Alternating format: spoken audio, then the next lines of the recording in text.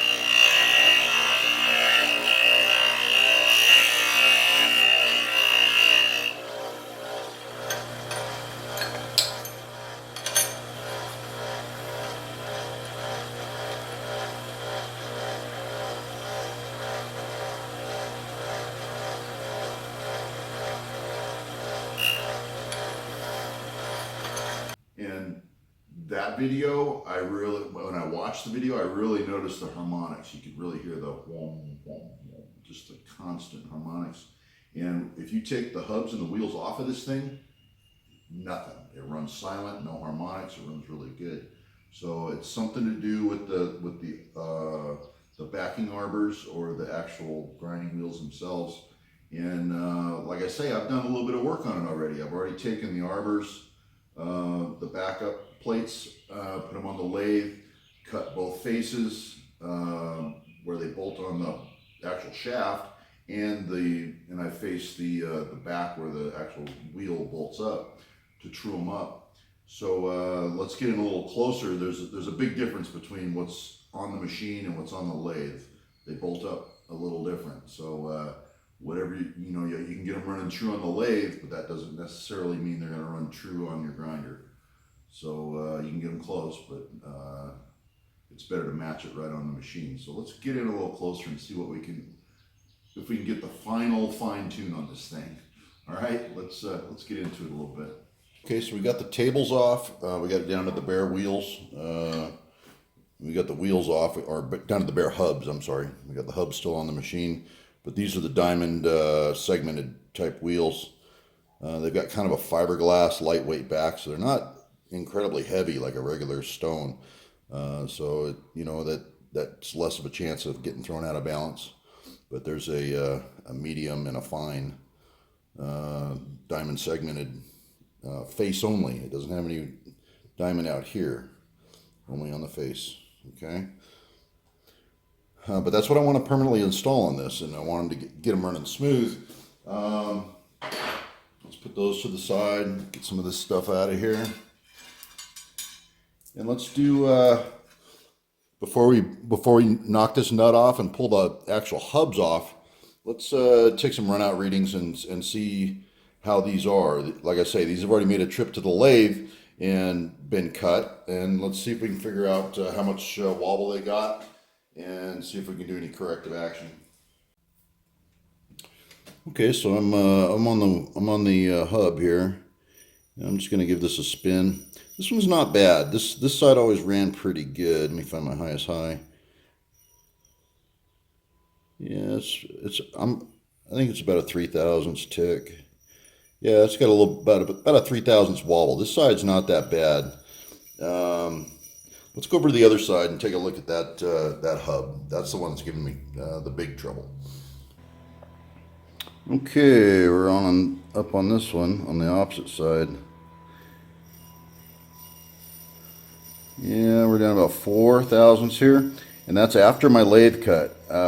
Before I cut it on the lathe, this thing was, what I did is I dismounted it, I pulled this off, put it on a mandrel on the lathe, and recut this face behind the nut, the face on the opposite side to the collar, and then this face here, all at the same position, not being removed from the mandrel. So I got it within 4 thousandths. It was, when I first mounted it up right out of the box, it was like 16. It was huge, and you put a tool on there and it would just hammer your tool, and it would really make grinding unpleasurable because you're getting such a hammered cut. So we did see some dramatic improvements here. Just for the heck of it, let's go behind. We're gonna go ahead and pull the hub. I want to check that collar. There's a little collar on the shaft, and see how much wobble that has, because it's way inside. If it's got a very small amount of wobble, it just gets accentuated the farther out it goes on a radius. So let's yank this off and go a little deeper into it and see how that collar runs.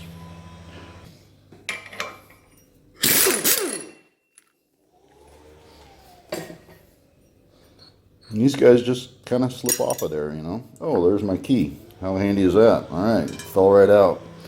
All right, we're gonna get in on that little collar right there and make sure that's running true too. So stay tuned for that.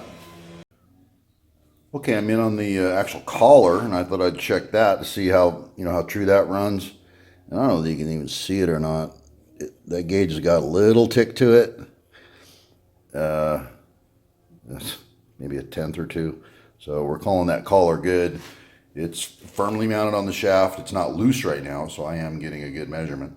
I think it seats down inside the motor on the seal or something. I pulled on it with my fingers, but it didn't come off. But I'm calling that collar good. So we've got a clean spot for our motor, or our grinder wheel plate to bolt up to. And we already know the ends are true. So let's mount it back up and check that wiggle again on the actual plate. Okay, so we got the backer mounted back up, and I'm gonna, and this is proof that this thing never mounts the same way twice. I'm way on the inside. I'm already set up here pretty much. I got about 4 thousandths. Way as close as I can on the machine surface. That center portion is not machined. So we got about 4 thousandths way in there, and just for the heck of it, let's go way out here to the extreme, and I'm going to show you what I meant by an accelerated, or how a little variation in the center can make for a huge variation way out. Let's find our lowest low, and there. So we had in here we had 4, but let's measure way on the outer extreme. 5, 6, 7. Yeah, so you got 7 thousandths wobble out there, and the farther out you go, the worse it's going to get. So whatever we do on this thing pretty much needs to be done on the machine, because I could take it off. I could unbolt that, take it off, put it back on without changing anything, and get different readings. So those things need to be set and done and tightened, and never taken off again until we wear the wheel out and have to do this all over again. So we need to come up with a tool path. So let me see what I can come up with, and to cut this face on the machine. All right, so let me see what I can come up with, and I'll bring you back and show you my setup. Okay, well, what we've got here is I've got a parallel clamped in, and it's clamped in parallel to this face. I've got a toolmaker's vise with a little piece of carbide, very sharp. That's my smallest toolmaker's vise, and no, it's not for sale. It is shop made. All right, and we're going to take this and we're going to run it across. We've created a tool path. I've got just a little bit of whey oil on the bottom of this vise, so it slides across nicely. And according to my calculations, we're going to make some contact. So we're going to see if we can get a finish out of it. This thing spins pretty darn fast. It spins, this is a 3,400 RPM motor. So it does spin pretty quick. There's the setup there. Just a little piece of carbide. I don't have any stick out. So I'm trying to keep the chatter down because I know it's going to be an issue. Let me get in here real quick and see how we do. Are you guys ready for this? All right, here comes a train wreck.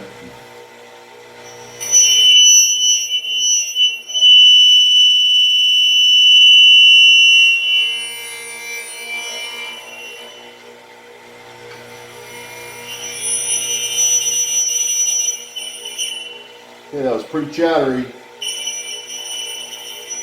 But my secondary cuts here are actually pretty nice. They're not bad. I'm going to give it a little bit of infeed. I'm going to show you how I do that. I'm just using a brass punch.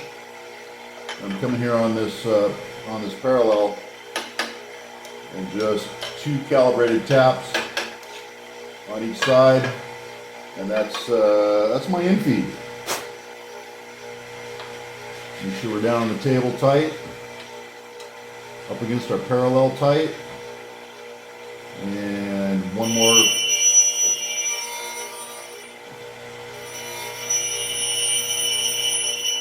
She's still singing a little bit. Infeed, infeed.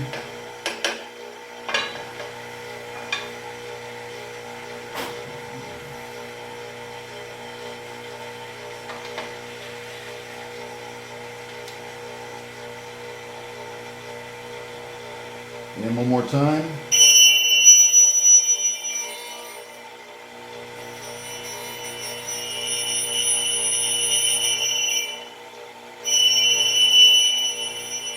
Yeah, she's ringing all right. All right. Let's see what that looks like. But there's a bunch of different ways to skin a cat. You know, you could do, oh, what could you do? You could create a tool path. You could rob the compound off of your lathe and borrow that and clamp it down, and you'd have a tool path there. Probably wouldn't get rid of the chatter that we're definitely seeing here. I'm seeing a little bit of chatter on that thing. But it's smooth enough to mount that grinding wheel on, I think. And let's grab an indicator and see how true we are. See if that thing trued up. All right, let's give her a spin. Pretty darn good. Not the greatest finish in the world, but you know what? We're going to cover it up with a grinding wheel anyway, so we really don't care. You know, it's a heck of a lot better than it was. All right, that's how you create a tool path. Afterthoughts here, as I mentioned earlier, instead of using a parallel and creating the tool path that way, you could do it if you wanted to rob the compound off of your lathe, clamp it down and create a tool path that way. Get rid of the chatter. You know, I guess, you know, you can probably see it right here. See those lines right there? Yeah, it didn't really like that too much. That thing started ringing like a bell. But at 36 or 3,400 RPM, I would expect that. The other thing you could do is you could, you know, throw a VFD on it and temporary it on. Just do a quickie temp wiring and, you know, run the VFD nice and slow until you get a happy RPM where you can cut that thing and not have it chatter. So there's other things you can do. Am I gonna chase that? Absolutely not. I'm done. But just thought I'd show you some creative ways to true up some things directly on the machine. Your only limit is your imagination.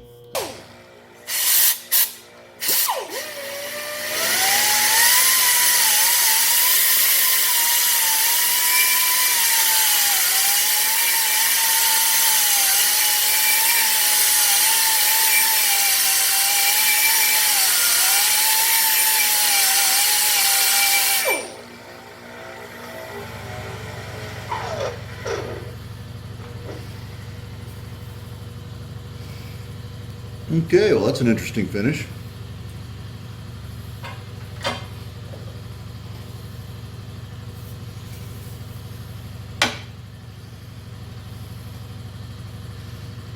Looks like a brake rotor.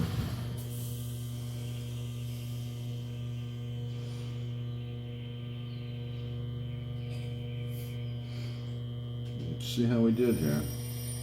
Wow, look at that. Pretty good. Okay, one last check that I want to do now that we're dressed and cleaned and we got in there with the Scotch-Brite and took off that horrible surface finish. I want to make sure I didn't dish or cup or bell mouth this thing or anything. I'm just going to take the my straight edge and lay it across there. Kind of shine my light here behind. I know you can't see it, but if I didn't create a good tool path, I'm not going to be straight. And I'm looking pretty good. So this is the last check I'm going to do. And this verifies that I did get my tool path correct. So you don't need V-ways and gibs and things like that to create a tool path. You can create your own. Okay, so we got the wheels on our freshly trued hubs. And we're going to take a indicator, and I'm just going to slip a piece of paper in there. So I don't want that diamond dragging across my carbide ball on my indicator. Maybe a single piece of paper. Let's see how we do. See if we can get that to 0 up. This is where the heavy spring pressures would come in handy on an indicator.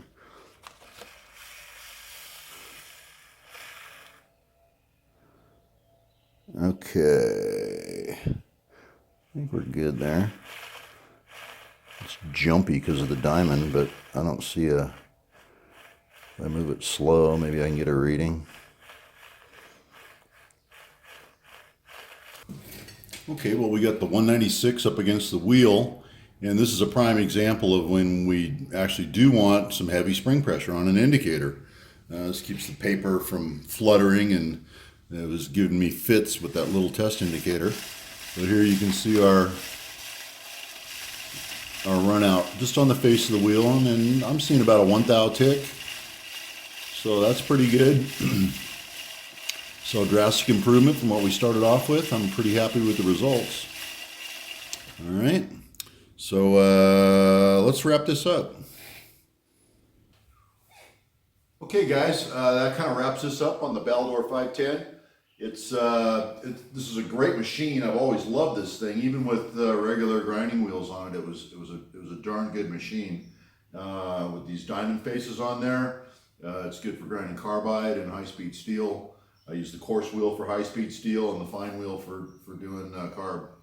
And you know, this improvement, I've already ground a couple of things just to try it out, and it's a noticeable improvement. The machine runs smoother, it's quieter, and you don't feel that chatter when you're in there hand grinding the tool.